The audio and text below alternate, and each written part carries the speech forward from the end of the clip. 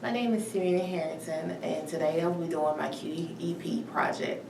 And I will tell you about how I use math in the daily functions of a correctional officer slash operations officer in count time, buses, morning and afternoon buses, daily functions of the prisons, and bug movements. Daily functions start in the morning when I relieve my night officers and county board.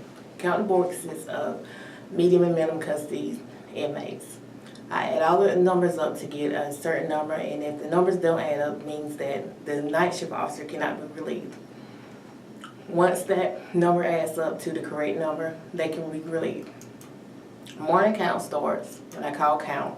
All the inmates on the facility must be counted, medium and minimum custody. Each dorm has a certain number of inmates that has to be counted. Once the inmates are counted, they're called into operations.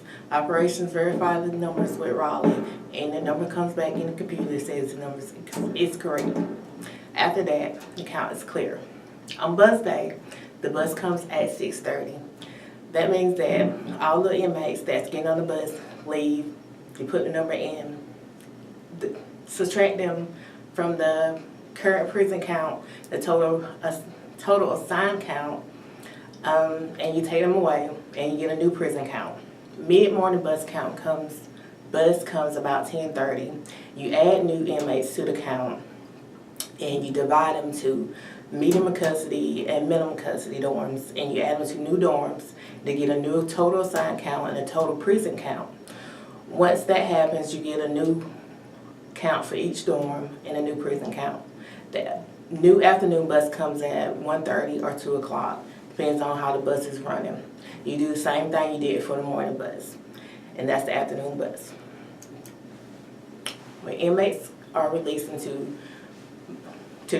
back into population, like when they go home, you subtract them from the dorm that they are housed in, and from the custody level they're housed in. Either they're housed on the medium unit or the minimum unit, and you should subtract that, and then you subtract them from the housing dorm, and then you re-add the housing number to get the new total count for that housing unit, and then you add that unit over, that medium or minimum custody unit over to get a whole total number for that unit, and then you added the whole facility number over to get a new count for the facility.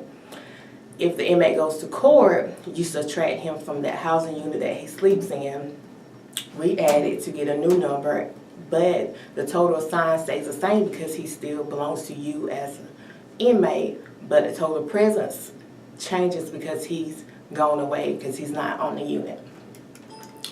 Next, we talk about bump movements. If an inmate moves from one housing unit to another housing unit, you subtract him from one housing unit and you add him to a new housing unit, and that's your bump movements. And that's it for bump movements and adding, subtracting, and